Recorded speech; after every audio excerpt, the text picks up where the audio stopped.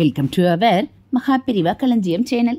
இன்னைக்கு நம்ம பார்க்க போகிறது தெய்வத்தின் குரல் 4ஆம் பாகம் 7ஆம் அத்தியாயம் வண்டு ஸ்தோத்திரம். அதில் இனிய எளிய ஸ்லோகம். அடுத்த ஸ்லோகத்தில் பகவானின் பாதத்தை வர்ணிக்கிறார் நம் பகவத் பாதாள். சட்பதியின் அடுத்த பதம் பகவத் பாதம். திவ்ய துணி மகரந்தே பரிமள பரிபோக சச்சிதானந்தே ஸ்ரீபதி பாதாரவிந்தே பவ பய நேத்தச்சிதே வந்தே.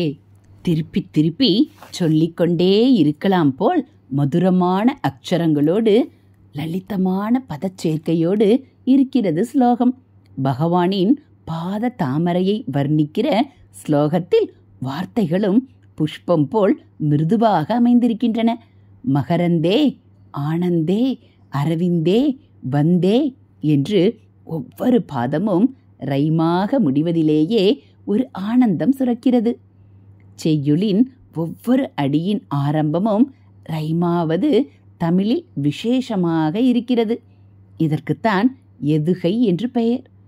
தேவாரத்தில் திவ்ய பிரபந்தத்தில் எங்கே பார்த்தாலும் இப்படித்தான் ஒவ்வொரு அடியின் 4 வரியிலும் ஆரம்ப அக்ஷரம் ஒரே தொனியில் எல்லாம் நெடிலாகவோ குறிலாகவோ ஆரம்பிக்கும்.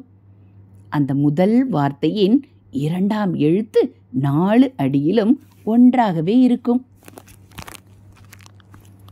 காதலாகி கசிந்து கண்ணீர் மழ்கி ஓதுவார்த்தமை நன்னெறி குய்ப்பது வேதம் 4னும் மெய்ப்பொருளாவது நாதன் நாமம் நமச்சிவாயவே என்கிற போது முதலெழுத்து எல்லாம் கா, ஓ, வே, நா என்கிற 4ம் நெடிலாக இருக்கின்றன.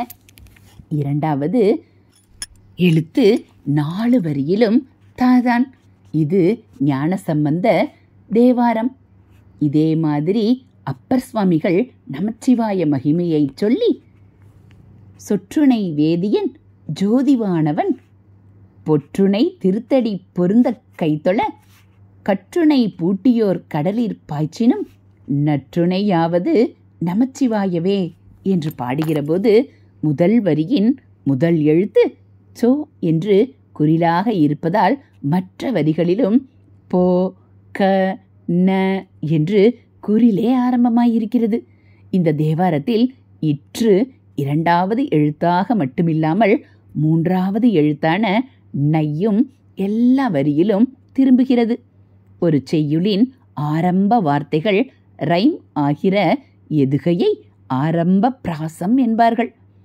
சாதாரணமாக சமஸ்கிருதத்தில் இப்படி ஆரம்ப வார்த்தைகள் ரைம் ஆகாமல் ஒவ்வொரு வரியின் முடிவான வார்த்தையும் தான் ரைம் ஆவது வழக்கம். அந்திய வார்த்தை ஒரே மாதிரி வருகிற இந்த அணியை அந்திய பிராசம் என்பார்கள்.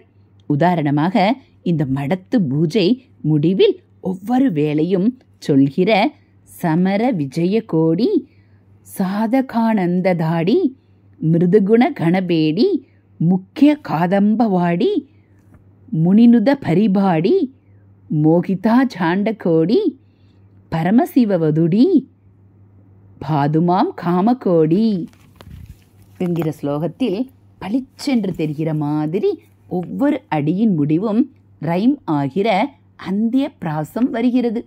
இது ஜெகன்மாதாவான காமாட்சியை பற்றி மூகர் பண்ணின பஞ்சசதியில் வருகிற ஸ்லோகம். தத்துவ ரீதியிலும் அனுபவ ரீதியிலும் கவித்துவ ரீதியிலும் உயர்ந்ததான ஸ்துதிகளில் இம்மாதிரி சொல்லணிகளும் சேர்ந்து அவற்றின் அழகையும் சிறப்பையும் உயர்த்துவதுண்டு.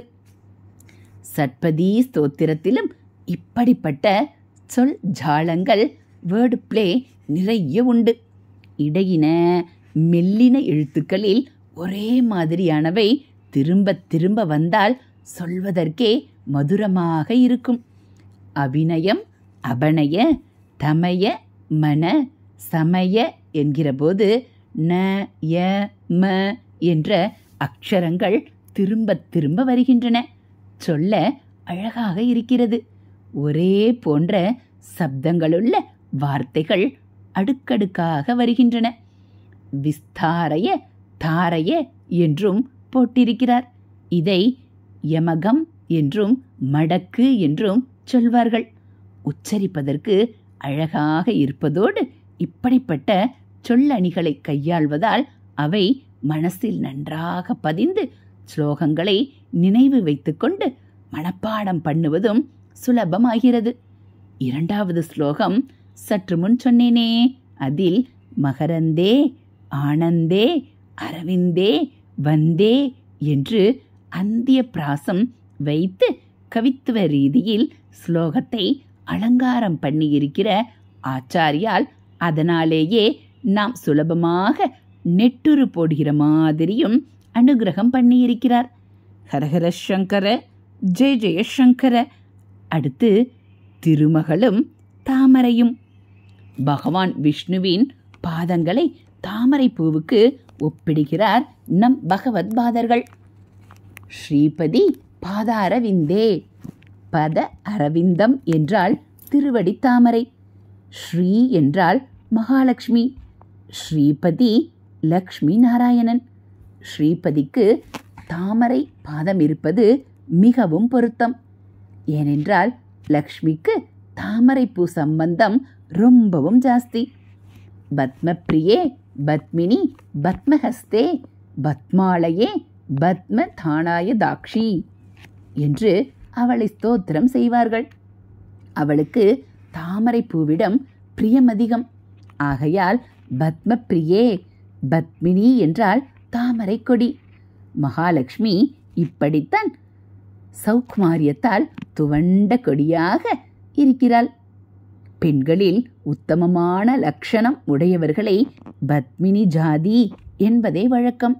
பத்மினி என்றால் பத்மங்களை உடையவள் என்றும் அர்த்தம் செய்து கொள்ளலாம். லக்ஷ்மி நித்திய வாசம் செய்வதாக 5 இடங்கள் உள்ளன. தாமரை பூவின் மத்தி, யானையின் மஸ்தகம் தலை, பசுவின் பின்புறம், வில்வ இலையின் பின்பக்கம், சுமங்கலிகளின் சீமந்தம், வகிடு என்பவை இந்த 5.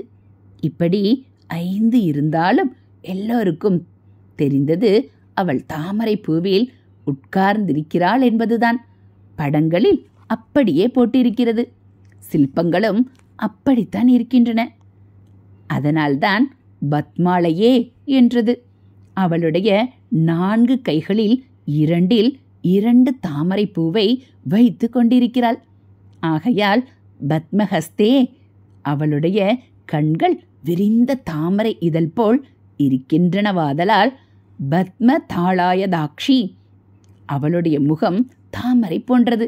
இந்த ஸ்லோகத்தில் அதை சொல்லாவிட்டாலும் லக்ஷ்மி அஷ்டோத்தரத்தில் பத்மமுகி என்று இருக்கிறது. பத்ம சம்பந்தமாகவே அதிலும் அநேகம் பெயர்களை சொல்லியிருக்கிறது. தாமரை பூவாலேயே மாலை போட்டு கொண்டிருக்கிறாளாம்.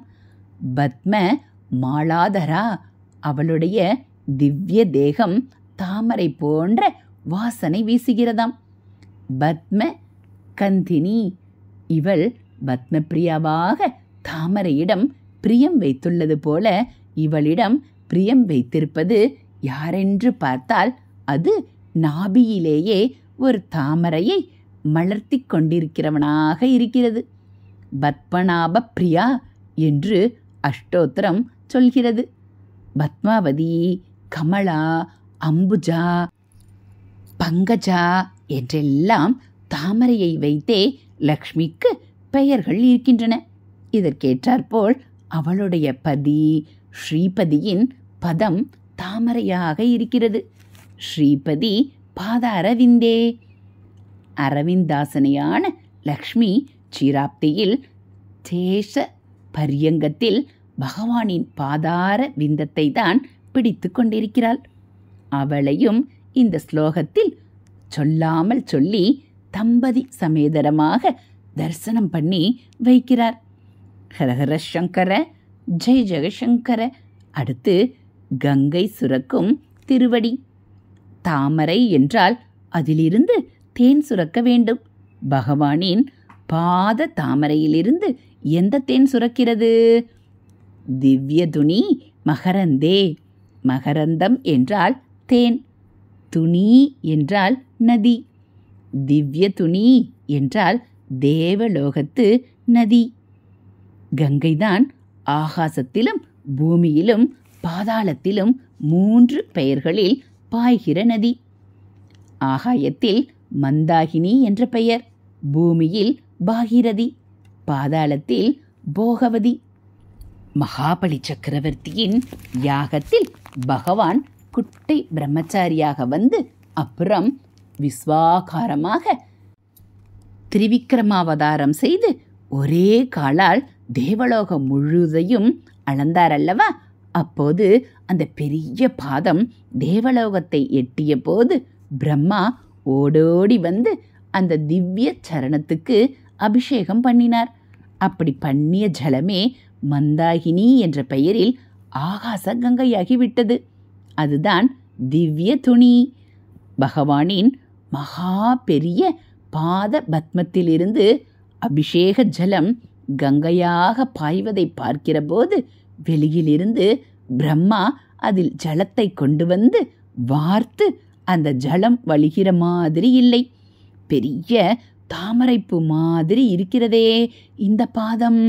இந்த தாமரையேதான் அந்த கங்கையான தேனை தன்னிலிருந்தே பொழிய விடுவது போல இருக்கிறது. திவ்ய துணி மகரந்தே. பகவானின் பாத தாமரை சுகந்தம் வீசுகிறது. நாம் எல்லாம் சென்ட் போட்டு கொண்டால்தான் வாசனை. பகவான் சுவாபிகமாகவே இயற்கையாகவே திவ்ய வாசனை வீசுகிற தேகம் கொண்டவன். சுகந்திம் கந்த துவாராம் என்றெல்லாம் வேதத்திலேயே தெய்வ மூர்த்திகளை சொல்லியிருக்கிறது. ஹரஹர சங்கர ஜெய ஜெயசங்கர, ஹரஹர சங்கர ஜெய ஜெயசங்கர. மகா பெரிவாச்சரணம். இதுபோல் தெய்வத்தின் குரல் பகுதிகளை நீங்கள் தினந்தோறும் கேட்கணும் அப்படின்னா மறக்காமல் நம்ம சேனலை சப்ஸ்கிரைப் பண்ணுங்கள். கூடவே பெல் ஐக்கானையும் கிளிக் பண்ணி ஆளுங்கிற பட்டனையும் அழுத்திடுங்க. அப்போ நம்ம படிக்கக்கூடிய தெய்வத்தின் குரல் பகுதிகள் உங்களுக்கு உடனே நோட்டிஃபிகேஷனாக வந்துடும். நீங்களும் தெய்வத்தின் குரல் பகுதிகள், மகாபிரிவ மகிமை, ஆன்மீக கதைகள் எல்லாம் தினந்தோறும் கேட்கலாம்.